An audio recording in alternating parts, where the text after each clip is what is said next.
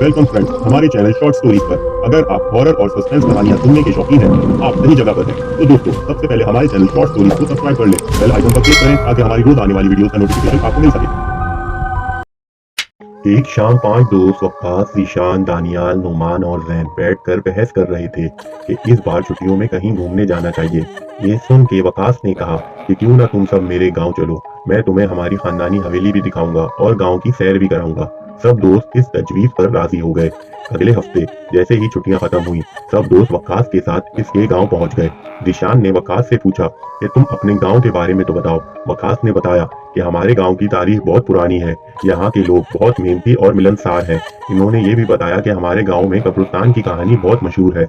नुमान ने कहानी का सुनते ही पूछा कि कैसी कहानी मशहूर है। वक्कास ने बताया कि आज तक जो भी आधी रात के बाद कब्रिस्तान गया वो पलट कर वापस नहीं आया। जैन ने कहा, मैं कब्रिस्तान में रात गुजार कर दिखाऊंगा। ये सुनकर बाकी दोस्त हंसने लगे और आपस में शर्त लग गई। जैसे ही आधी रात हुई, जैन के साथ दानियाल भी कब्रिस्तान चल दिया। कब्रिस्तान के अंदर जाते ही दोनों को अजीब सी आवाज आना शुरू हो गई। थोड़ा आगे जाने पर जैन को महसूस हुआ जैसे इसके पीछे कोई चल रहा हो। इसने फौरन पीछे देखा तो वहाँ कोई नहीं था। दानियाल ने डर कर जैन से पूछा, क्या हुआ? जैन ने जवाब दिया, कुछ नहीं, ऐसा लगा जैसे हमारे पीछे कोई था। वो दोनों कब्रिस्तान में मजीद आगे चलते गए। थोड़ी दूर जब वो पहुंचे तो एक कब्र से एक रूह बाहर निकली और दानियाल का हाथ पकड़ लिया। दूसरी रूह ने जैन की टांगे पकड़ ली। दोनों बहुत डर गए थे। दोनों को रूहों ने घेर लिया था। दानियाल ने कहा, हमें छोड़ दो, हम दोनों आप लोगों को नुकसान पहुंचाने नहीं आए, बल्कि हम तो आपकी मदद करने आए हैं। ये सुनते ही रूह ने कहा, क्या तुम हमें इंसाफ दिला सकते हो? दानियाल ने कहा, कैसा इंसाफ चाहिए? रूह ने अपनी कहानी सुनाते हुए बताया, हम 25 लोग एक बस में शहर जा रहे थे। रास्ते में 5 डाकुओं ने हमें लूट कर बस जला दी।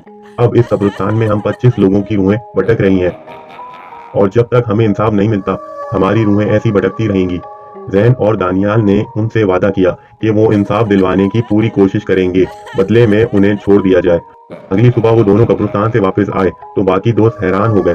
जैन और दानियाल ने वक्कास को पूरा वाकया सुनाया और कहा कि अपने वालिद को बोलकर इन सब रूहों को इंसाफ दिलवाएं। दानियाल के वालिद, जो कि इस गांव के सरदार थे, इन्होंने फौरन डाकुओं को पकड़वाकर सजा दिलवाई। सजा मिलने के बाद कब्रिस्तान की सारी रूहें गायब हो गईं और कब्रिस्तान पुरसुकून हो गया। वक्कास के वालिद समेत पूरे गांव वालों ने जैन और दानियाल का शुक्रिया अदा किया और वो 5 दोस्त वापस शहर अपने घर आ गए। इस तरह इन दोस्तों की एक मामूली छुट्टी का सफर एक यादगार बन गया, जिसने कब्रिस्तान के पुरस्कार मामले को हल करने का मौका दिया, बल्कि इन्होंने मजलूम रूहों को इंसाफ दिलवाने में भी मदद की।